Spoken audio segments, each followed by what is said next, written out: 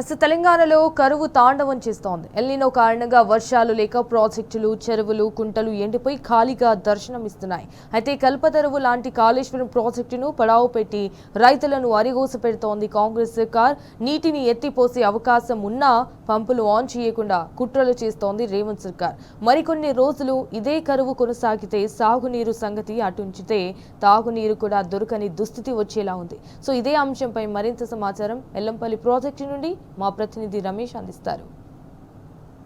తెలంగాణలో కరువు కూరలు చేస్తుంది. ఎల్లినో కారణంగా వర్షపాత లోటు కారణంగా ఇప్పటికే చెరువులు, కుంటలు, బ్యారేజీలు, డ్యాములు, ప్రాజెక్టులు అన్ని కూడా ఎండిపోయి దర్శనమిస్తున్నాయి. ఎల్లినో కారణంగా చాప కింద నీళ్ల కరువు అయితే తాండవం చేస్తుంది. అయితే కల్పతరువు లాంటి కాళేశ్వరం ప్రాజెక్టును కావాలనే కాంగ్రెస్ సర్కార్ ఎండబెట్టడంతో నీటిని ఎత్తుకునే వీలు ఉన్నప్పటికీ కూడా కావాలనే కేసీఆర్ పేరును బద్నాం చేసే ఒక ముఖ్య ఉద్దేశంగా ఒక కుట్రపూరితంగా కాళేశ్వరం ప్రాజెక్టును నాశనం చేయడం జరిగింది. ఈ నేపథ్యంలో కరువు తాండవిస్తున్న సమయంలో కల్పతరువు లాంటి కాళేశ్వరం నీటిని ఉపయోగించుకోకపోవడం కారణంగా కూడా తెలంగాణ రైతాంగం అంతా కూడా కరువుకు బలైపోయేటువంటి పరిస్థితులు అయితే ప్రస్తుతం మనకు స్పష్టంగా కనిపిస్తున్నాయి. ఏదైతే కరువు సమయంలో ఖచ్చితంగా కాళేశ్వరం యొక్క విలువ అయితే ప్రతి ఒక్కరికి తెలిసేటువంటి సందర్భం. కానీ కాళేశ్వరం ప్రాజెక్టు అంటే అసలు కాళేశ్వరం ప్రాజెక్టులో ఒక ముఖ్య భాగమైనటువంటి ఎల్లంపల్లి ప్రాజెక్టు వద్ద ఉన్నాం. మనం ఎల్లంపల్లి ప్రాజెక్టును కూడా చూసుకోవచ్చు. ఎల్లంపల్లి ప్రాజెక్టు ఈ సమయానికి అయితే మొత్తం పూర్తి స్థాయిలో కూడా ఈ వానాకాల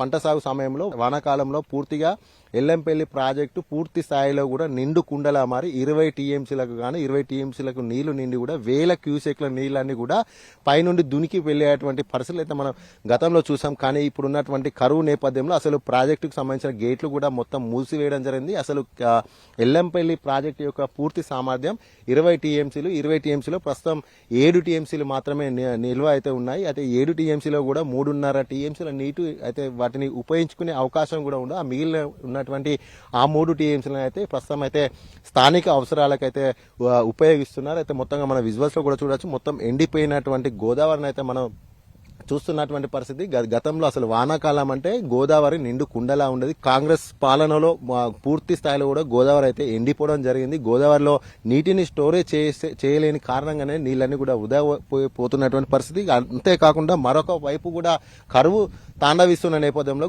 గోదావరి అయితే కూడా ఎండిపోయి అయితే మనకు స్పష్టంగా దర్శనమిస్తుంది. అయితే కాళేశ్వరం ప్రాజెక్ట్ అంటే ఒక మేడిగడ్డ మాత్రమే కాదు. కాళేశ్వరం ప్రాజెక్ట్ అంటే 15 రిజర్వాయర్లు, 21 పంప్ హౌజులు, సబ్ స్టేషన్లు, 1500 కిలోమీటర్ల గ్రావిటీ కినాల్స్, అండర్ గ్రౌండ్ టన్నెల్స్, ఇలా అనేక అంశాల సమాహారమే కాళేశ్వరం ప్రాజెక్టు. అయితే కాళేశ్వరం ప్రాజెక్టుకు సంబంధించినటువంటి ముఖ్య ఘట్టం ఏదైతే ఉందో మేడిగడ్డ, అన్నారం, సుందిల్లా 3 బ్యారేజ్లలో కూడా నీటిని గోదావరి నది పైన నీటిని స్టోరేజ్ చేయడం. అక్కడ మేడిగడ్డ వద్ద ఒక 16 టీఎంసీలు, అన్నారం వద్ద కూడా 10 టీఎంసీలు, అలాగే సుందిల్లా బ్యారేజ్ వద్ద కూడా 8 టీఎంసీలు, మొత్తంగా ఇవన్నీ కూడా ఎక్కడికక్కడ కూడా బ్యారేజ్ల తోటి నీటిని స్టోరేజ్ చేసి పంపుల ద్వారా అక్కడ బ్యారేజ్ వద్ద ఉన్నటువంటి పంప్ హౌజ్ల ద్వారా కూడా నీటిని లిఫ్ట్ చేస్తే ఎల్లంపల్లి ప్రాజెక్టులో స్టోర్ చేయడం జరుగుతుంది. ఎల్లంపల్లిలో 20 టీఎంసీల నీటిని చూసుకుంటూ దానికి అనుగుణంగా కూడా ఇతర కాళేశ్వరం ప్రాజెక్టులో భాగమైనటువంటి అన్ని కూడా చివరికి నల్గొండ జిల్లా వరకు కూడా ప్రాజెక్టు సంబంధించినటువంటి నీళ్ళని వెళ్లే విధంగా ఒక గొప్పగా కాళేశ్వరం ప్రాజెక్టును అయితే నిర్మించడం జరిగింది. అయితే ఎల్లంపల్లి నుండి అయితే ఇక్కడ నుండి నీటి డైవర్షన్ అయితే కొనసాగుతుంది. కానీ ప్రస్తుతం అయితే పూర్తిగా కూడా ఎల్లంపల్లి అయితే అడుగంటిపోయింది. 7 టీఎంసీలు మాత్రమే ఉంది. ఈ 7 టీఎంసీలో కూడా స్థానిక అవసరాలు అంటే ఇక్కడ ఉన్నటువంటి పారిశ్రామిక అవసరాలు ఎన్టీపీసీ కావచ్చు, ఆర్ఎఫ్సీఎల్ కావచ్చు, అలాగే సూపర్ థర్మల్ పవర్ కావచ్చు, ప్లాంట్కి ఇవన్నిటి కూడా ఇక్కడ వస్తున్నటువంటి నీటినే అధికారులు అయితే వాడుతున్నారు. అయితే మరొక వారం 10 రోజుల పరిస్థితి ఇదే విధంగా ఉంటే మాత్రం ఎల్లంపల్లి కూడా ఎండిపోవడం జరిగింది.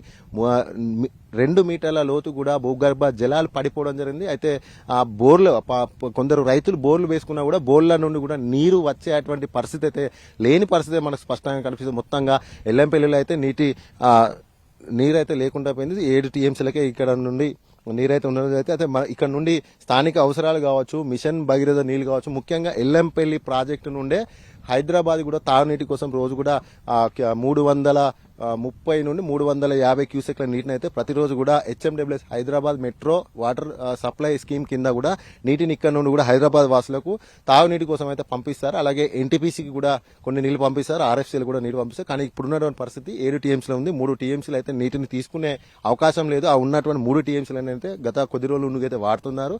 అయితే ఇన్ఫ్లో కూడా ఈ రోజు వరకు కూడా ఈ సమయాన్ని వరకు కూడా 730 క్యూసెక్ల ఇన్ఫ్లో మాత్రమే ఉంది. ఇందులో నుండి 300 క్యూసెక్లను అటు హెచ్ఎండబ్ల్యూఎస్ కు అలాగే 121 క్యూసెక్లను ఎన్టీపీస్ కి పంపిస్తున్నారు. అలాగే మిగతా ఉన్నటువంటి వాటి కూడా ఎక్కడికి కూడా పంపించకుండా కేవలం వీటి రెండింటికి మాత్రమే పంపిస్తున్నారు. అయితే ఇంకొక వారం రోజులు గనక పరిస్థితి ఇలాగే ఉంటే అసలు సాగునీరు కాదు కదా, తాగునీటికి కష్టాలు వచ్చేటువంటి పరిస్థితి. ఎందుకంటే ఈ 7 టీఎంసీలోకి వెళ్ళి హైదరాబాద్ పంపించేటువంటి తాగునీరు కూడా ఇబ్బంది పడేటువంటి పరిస్థితి. ఈ 7 టీఎంసీలోకి వెళ్ళి 3 టీఎంసీలు వినియోగించుకునే అవకాశాలు అయితే ఉంది కాబట్టి 3 టీఎంసీలను వాడాల్సి ఉంటుంది. ఈ 3 టీఎంసీలలో కూడా ఇప్పటికి కూడా ప్రతిరోజు కూడా వాటర్ సప్లై జరుగుతుంది తాగునీటి కోసం. అయితే మరొక వారం రోజులు ఈ కరువు కారణంగా ఎల్నినో కారణంగా వర్షాలు కనుక పడకపోతే అసలు హైదరాబాద్ కు తాగునీటికి అవసరాలు కూడా కష్టం వచ్చేటువంటి పరిస్థితులు ఉన్నట్టుగా మనకు స్పష్టంగా కనిపిస్తుంది. అటు రైతాంగం కూడా ఇప్పటికే చాలా వరకు కూడా చెరువుల కింద కుంటల కింద ఉన్నటువంటి భూములన్నీ కూడా సాగు చేయడం లేదు. కేవలం బోర్లు ఆధారితంగా ఉన్నటువంటి వ్యవసాయ భూములు మాత్రమే 4 ఎకరాలు ఉన్నటువంటి వాళ్ళు ఎకరంన్నర 2 ఎకరాలు మాత్రమే సాగు చేసుకుని జరిగింది. వారికి కూడా బోర్ల నుండి కూడా నీళ్లు వచ్చేటువంటి పరిస్థితి లేదు. మొత్తంగా కూడా ఎల్నినో కారణంగా కరువు అయితే తాండవిస్తుంది. రైతాంగం అంతా కూడా పెద్ద ఎత్తున కూడా ఆందోళన అయితే వ్యక్తం చేయలేదు. కాంగ్రెస్ సర్కార్ పట్టించుకోవాల్సినటువంటి ప్రభుత్వం నిర్లక్ష్యంగా వివరించడం జరిగింది. కేసీఆర్ కు వస్తున్నటువంటి ఆ పేరును బద్నాం చేయడం. కాళేశ్వరం అంటే కేసీఆర్ అంటే కాళేశ్వరం కాబట్టి కాళేశ్వరం ప్రాజెక్టును ఎండబెడితే కనుక అందరూ కూడా కేసీఆర్ మర్చిపోతారు అంటూ కూడా ఒక కుట్రపూరితంగా కూడా నీళ్లు ఎత్తుకునేటువంటి అవకాశం ఉన్నా కూడా నీళ్లు బ్యారేజీల ద్వారా కూడా ఎల్లంపల్లి ప్రాజెక్టు నింపుకునేటువంటి అవకాశం కూడా నీళ్లు ఎత్తుకోకపోవడం, పంపులు ఆన్ చేయకపోవడం కారణంగా ఈ యొక్క కరువుతో పాటుగా కూడా కాంగ్రెస్ తెచ్చినటువంటి కృత్రిమ కరువు కూడా మరింత తీవ్ర ప్రభావం అయితే రైతులపైన ఉందని మనకు స్పష్టంగా కనిపిస్తుంది.